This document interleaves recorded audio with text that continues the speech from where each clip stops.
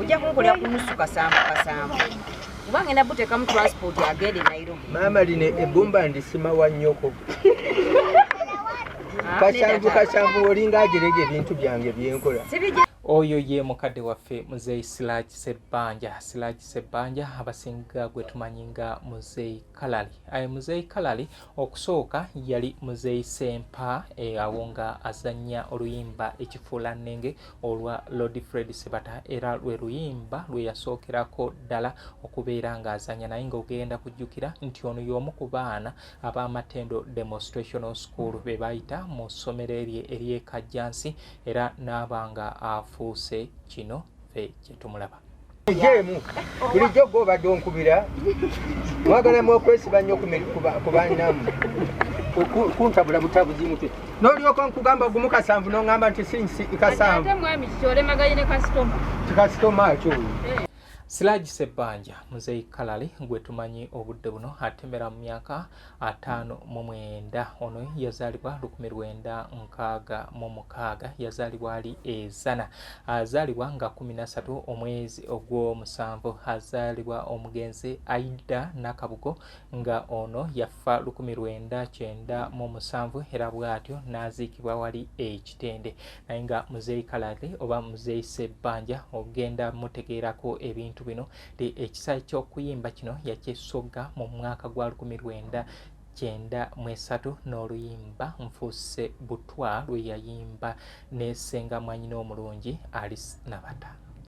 Mukyala munsabidde kodi nkomyewo mirembe munnange kyokka nsonyiwa obutakugamba juzi napaala lwa bizibu bya nseno obwavu bwe bwampika n'ekyawe neŋŋenda ku kyeyo mu Germany naye era nga nkabasana gundi eno n'obuyita obukyayi munnange mumanya tukoze siringi mukyala n'obutuuze mbuguuze mu Amerika zimbyeyo ne kaalina nga nnungi ozzi wano njigeeza ku kolini bonze ngeri gye mmaze ebintu angende nchimene chinange atoba buchanga mama ngenda nesiba ndi ku karantini abazungu banfubako bangoze naye ng'omwoyo gusulerikwe boze mama luli bolo nenzira yeri mama w'abaana zeridde omulongo.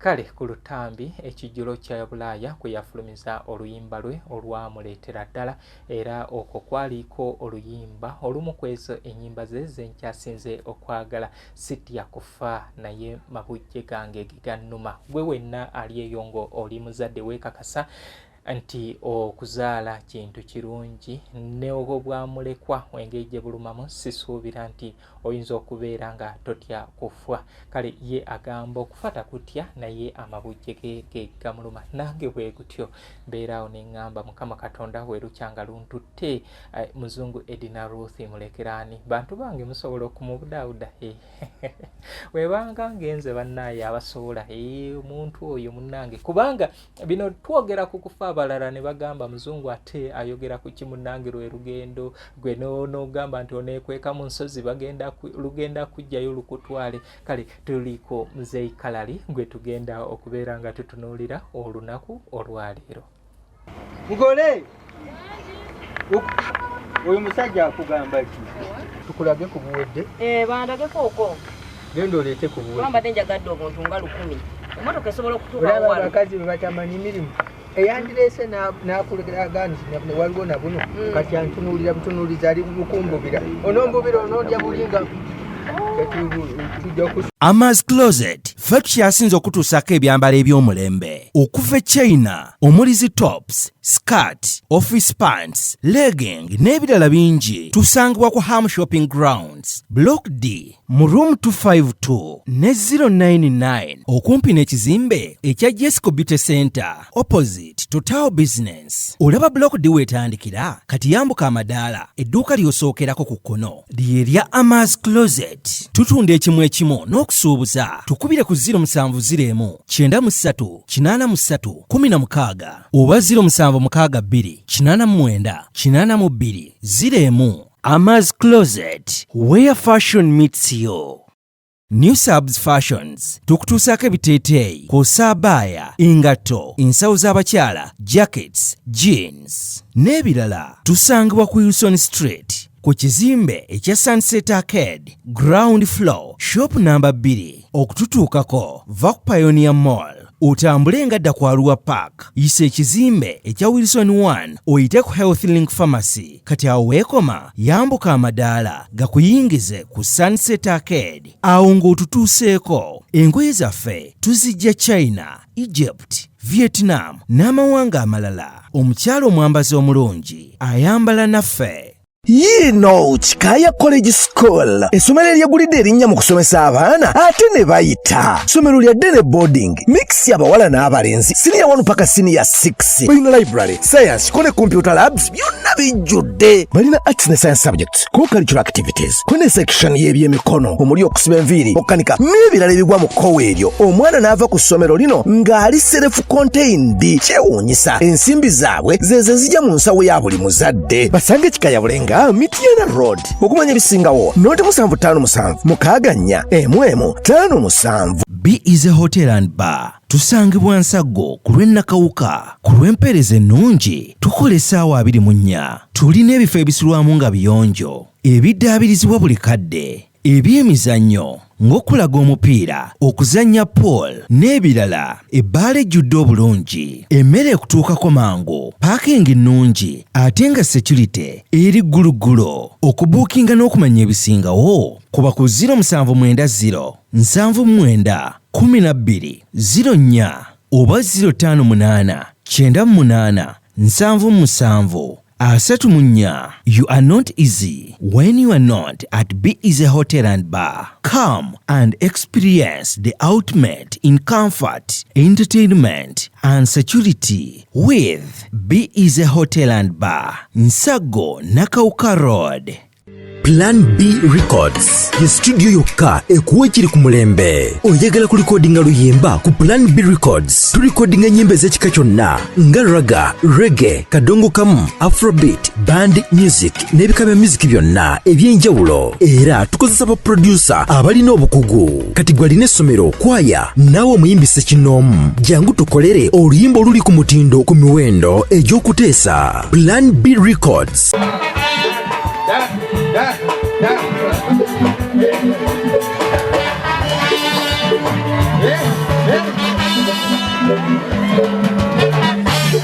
Zikirize bibimba bikazani kwe muwanera batambuza amatumbi.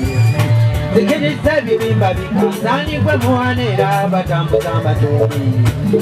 Kalali kyekiseera nange tuleke ekitone ky'okuyimba mumwe. Ni mwana wani kale nange mukkirize nkyamaanyi ga Mukama mangi. Mazima saakisuubira nti buli kyako Mukama nanzija mu bwako.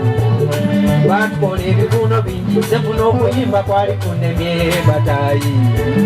Wajanga ku stage booti ne bakasuukira amayinjo tambula obaviire. Katulina omunene suuti yensiku emanyi oli yalikolawo kumpi. Yawalampa abakungu bangi mu biseera byenkugambye n'abakola obwengu. Naye no maama nga wamulabye olwaleero girabye wooma.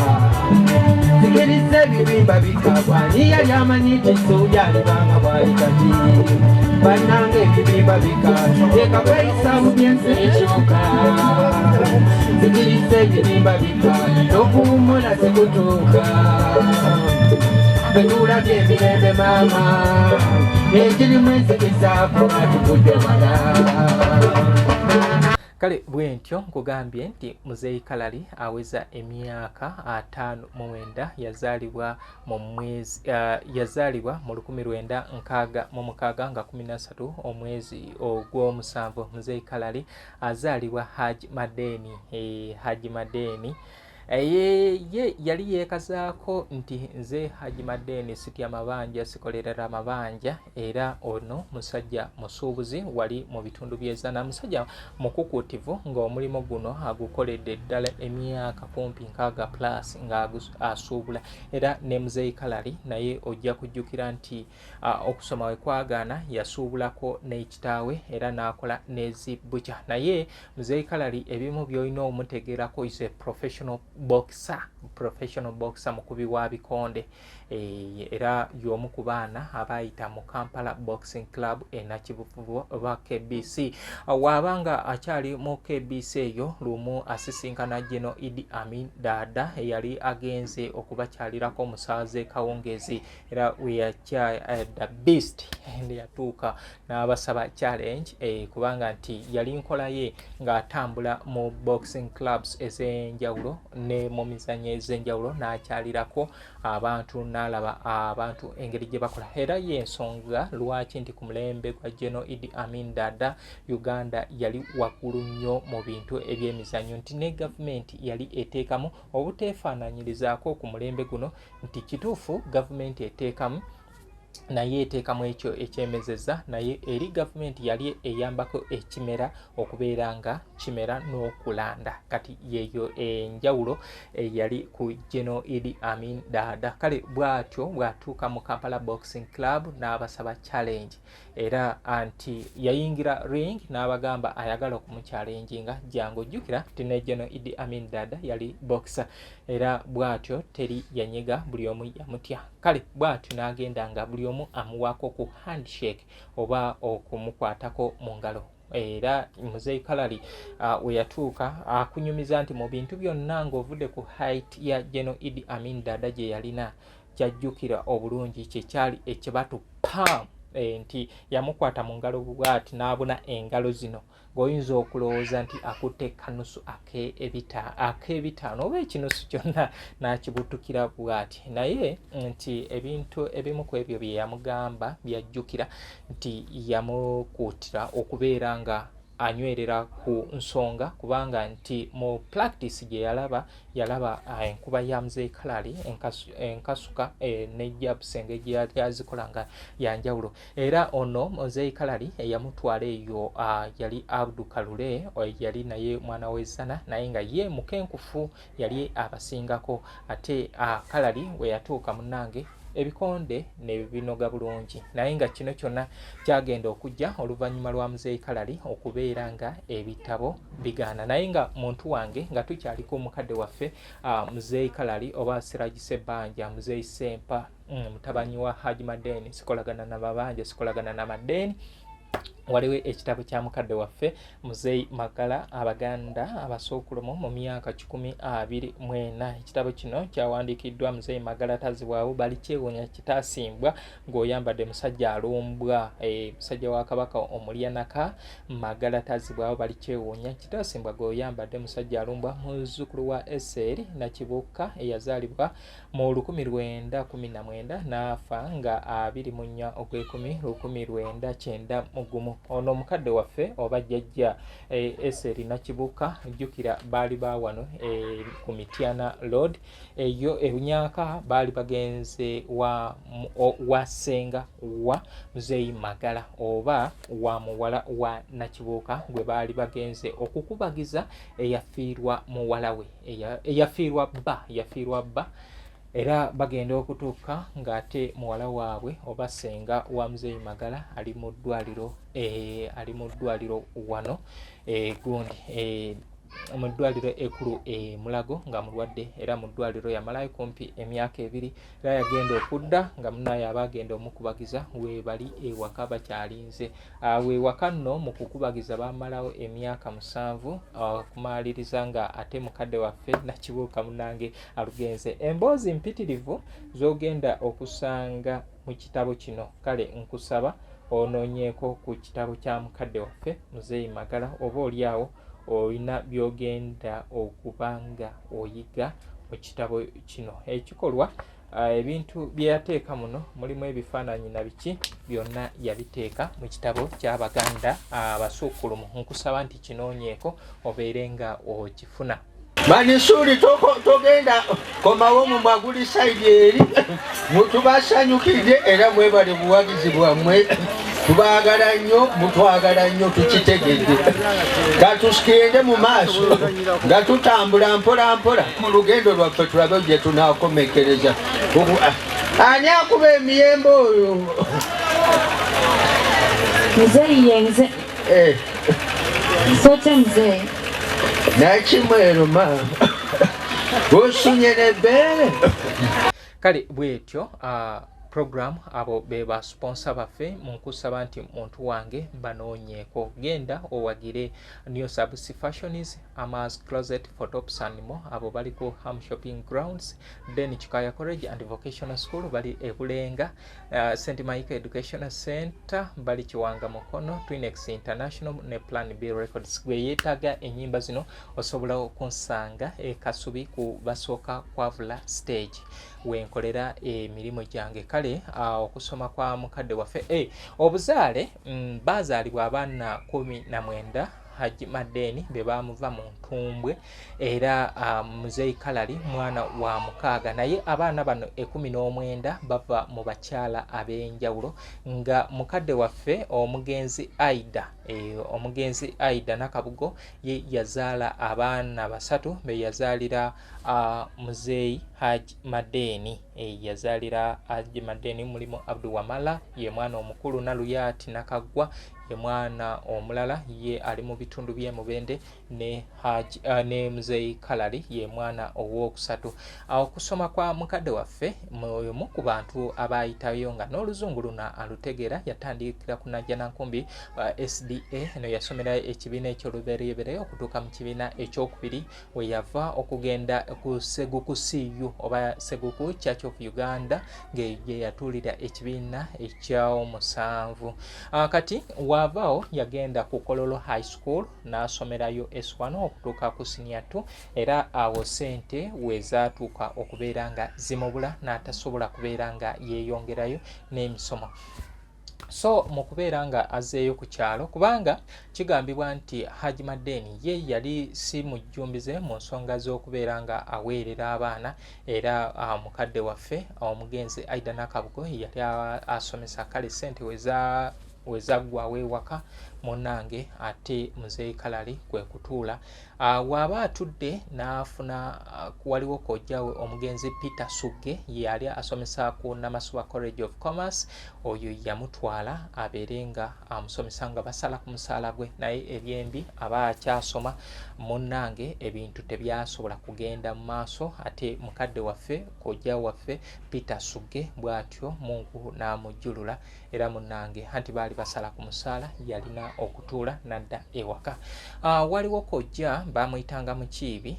Kojja oyo yajja nga yagala atwale mutabanyiwe oba kizibwewe abeerenga musomesa ekintu Haji Madeni kyagaana era ekintu ekyo nekireetawo ewaka okubeera nga tebakolagana bulungi wakati wa Muzeyi Kalali, Haji Madeni, omukadde Nakabugo ne kojja Mukiibi. Omwana bamugaana batya okubeera nga yeeyongerayo. Kale bw'atyo awe yava okubeera nga yeegatta ku Abdul Kalule okubeera nga batandika ebikonde mu Kampala Boxing Club era eyo ne mu Kampala Boxing Club we yavaayo n'ayingira Mandela Theatre Group. Mandela Theatre Group eyo gye yabeera n'abeera nga azannya emizannyo. Kati ono katemba gwazannya sinti yagwamu bugwe yali akola ekintu ekyali kyeyalina obutendeke era egyafunira omukisa okusisinkana omugenzi Moses Katende eyakuyimbiranga Mpanga eyali omu ku batandisi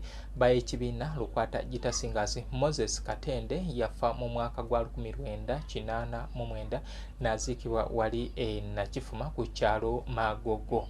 Kale bw'atyo yasigala atambuza ekitone naye nga sisinkanyeko abakungu ab'enjawulo ne ku National Theatre eyo baperformingirangayo ate oluvannyuma omutima gw'okuyimba gwamulinnya oluvannyuma olw'okusanga abamu ku baana b'oku kyalo nga bamutegeeza nga wali essana we waliwo endongo naye watandika okubeera nga avudde mu Mandela Theatre gundi yalinawo ennyimba era n'agenda ewa Kasajja and Sons eyo yasooka n'akola olutambi lulamba. Muzeyi Kalali wamala okola alubamu eyo yasinkanira Lordis Fred Sebata nga naye yali azeekwata nnyimba olwo Kasajja and Sons Emporium kwe kumutegeeza nti noono mwana muyimbi asobola okuyimba.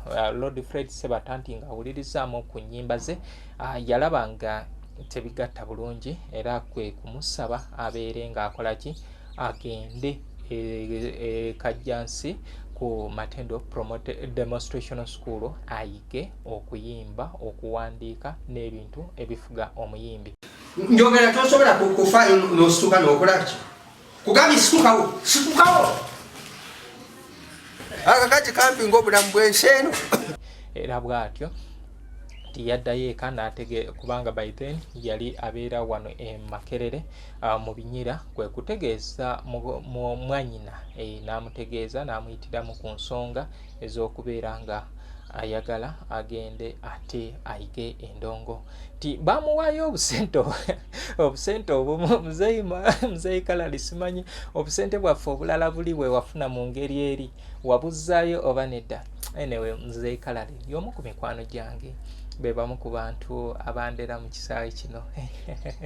Ebintu bino bye mbakolera ene story nasooka gikola mu mwaka gwa 2018. Muzeeyi Kalali agamba yakozesa kali akantu olwa omutima nga gwagala endongo naye ng'obusobozi butono, ate akasente ke bamuwadde kaali katono nga tekasobola kumalayo bisale eri ku Matendo Demonstration School. Ti omukono guno gwamweyimirira okubeera nga asobola okola ki, okuweza omuwendo n'agenda akole. Namubuuza nti muzeeyi Kalali we wamala n'agamba munnange ate we namala nga nkoze oluyimba lwange olwasooka mwanyinaze nagenda ne tusootinga ensonga nemusiima naye nga ffena bwe tutyo ebyo bye. Kati muzeeyi Kalali okuvaawo yafuukira ddala ensonga ng'amaze okugraduatinga.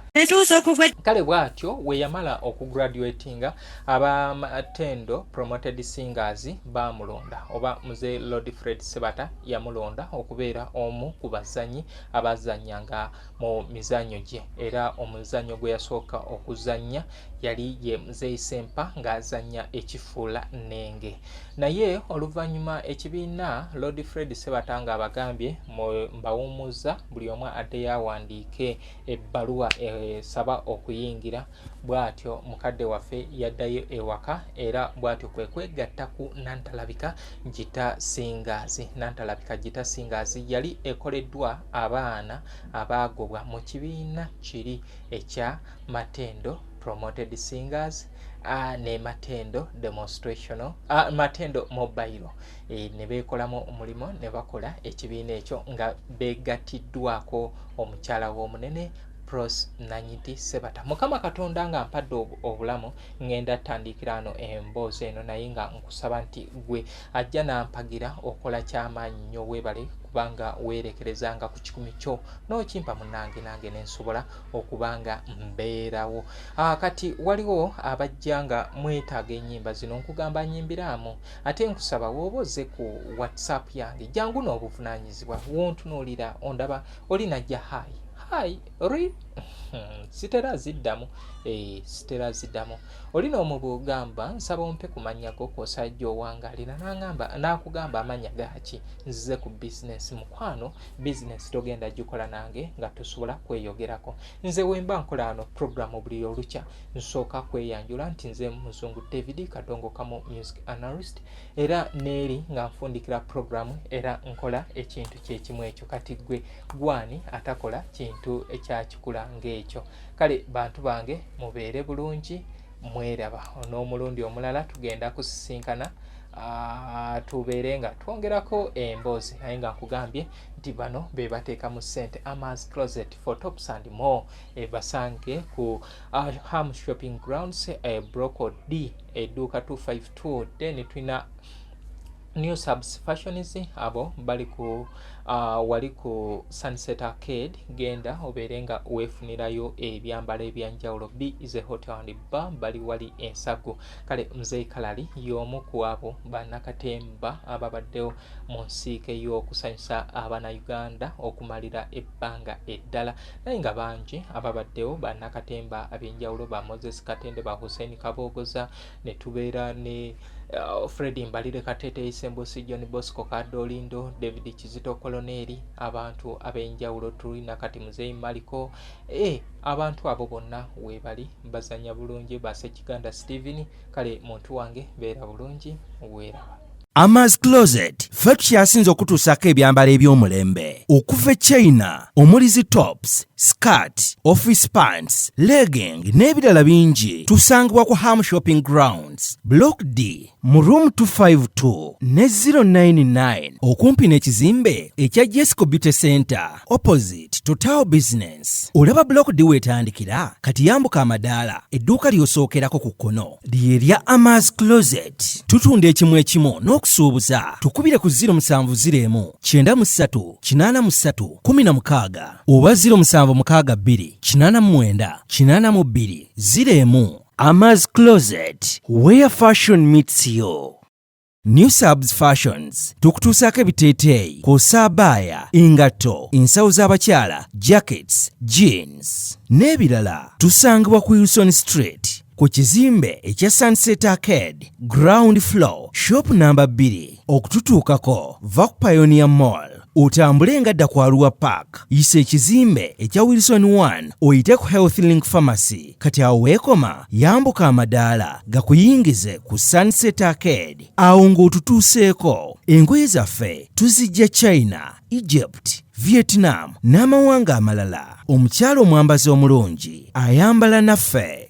Yino Chikaya College School essomero eryegulidde erinnya mu kusomesa abaana ate ne bayita. Ssomero lya Dene Boarding mix y'abawala n'abalenzi senior 1 paka senior 6. Balina library, science, kone computer labs byonna bijjudde. Balina arts ne science subjects, co-curricular activities, kone section y'ebyemikono omuli okusiba enviiri, okukanika n'ebirala ebigwa mu kkowe eryo. Omwana n'ava ku ssomero lino ng'ali self contained. Kyewuunyisa ensimbi zaabwe zeze zijja mu nsawo ya buli muzadde. Basange Chikaya Bulenga Mitiana Road. Okumanya ebisingawo noti 757 mukaganya emwemu 57. B is a hotel and bar. Tusangibwa Nsago ku lw'Ennakawuka. Ku lw'empeereza ennungi tukola essaawa 24. Tulina ebifo ebisulwamu nga biyonjo, ebiddaabirizibwa buli kadde, ebyemizannyo ng'okulaga omupiira, okuzannya pool n'ebirala. Ebbaala ejjudde obulungi, emmere ekutuukako mangu, paakingi nnungi ate nga security eri gguluggulo. Okubuukinga n'okumanya ebisingawo kuba ku 0790 79 12 04 oba 058 98 77 34. You are not easy when you are not at B is a hotel and bar. Come and experience the ultimate in comfort, entertainment and security with B is a hotel and bar. Nsago Nakauka Road. Plan B Records ye studio yokka ekuwa ekiri ku mulembe. Oyagala kulikodinga luyimba ku Plan B Records. Tulikodinga nyimba ez'ekika kyonna nga raga, reggae, kadongo kamu, afrobeat, band music n'ebika bya music byonna eby'enjawulo. Era tukozesa ba producer abalina obukugu. Kati gwalina essomero, kwaya, naawe omuyimbise kinoomu. Jangu tukolere oluyimba oluli ku mutindo ku miwendo egy'okuteesa. Plan B Records. Mugole oyo musajja akugamba ki? Tukulage ku buwedde? Bandageko okwo. Genda oleete ku buwedde. Bambadde njagadde obuntu nga 10. Emmotoka esobola okutuuka wano. Olaba abakazi bwe batamanyi mirimu. Eyandireese n'akulaga nti waliwo na buno kati antunuulira butunuulizi ali mukumbubira. Onombubira onoolya bulinga. Tujja kusuubuza emitwalo omukasamba. Otwala ekintu. Nayo kati olaba kyo twandikoze njagala bintu byakuteesa. Obengeri gyenna obuntu buno nga njagala bungi. Ojja kunkolera ku nusu kasamba. Kuba ngenda buteekamu transport agende Nairobi. Maama line ebbumba ndisimawa nnyoko. Kasanvu olinga agerege ebintu byange byenkola. Sibijereze. Naye nange njagala tuteese kubanga zonna sente zonna naye toyinza kunzijja kugumu kasanvu. N'oŋŋamba kasanvu n'okutulako omutwalo omulungi ogumu. Maama genda ewammwe. Ekkuba eryakuleese tolimanyi. Ekkuba nditegedde kangende n'ennamba yo kanjijjemu ne mu ssimu yange. Gijjeemu. Bulijjo gw'obadde onkubira. Mwagalamu okwesiba nnyo ku bannammwe. Kuntabula butabuzi mutwe. N'olyoka nkugamba ogumu kasanvu n'oŋŋamba nti si kasanvu. Ate mwami kyolemaganye ne kasitoma. Kasitoma kyo. Ebintu ajerega bijerega mugambye nti wano mpa gumu kasanvu. N'alyoka ngamba nti kasanvu. Yazikola. Naye beera wano. Jeka ngende ku nange mu bayimbi. kubanga eddoboozi lyange buli gwe mbadde nyimbiramu nga ngamba nti kale lwaki wabonaabona nebiramu mbadde njagala gwosigale waneera leka ngende nawe nsabeko omulimu oba banaafa sigala wano naye toguza abasajja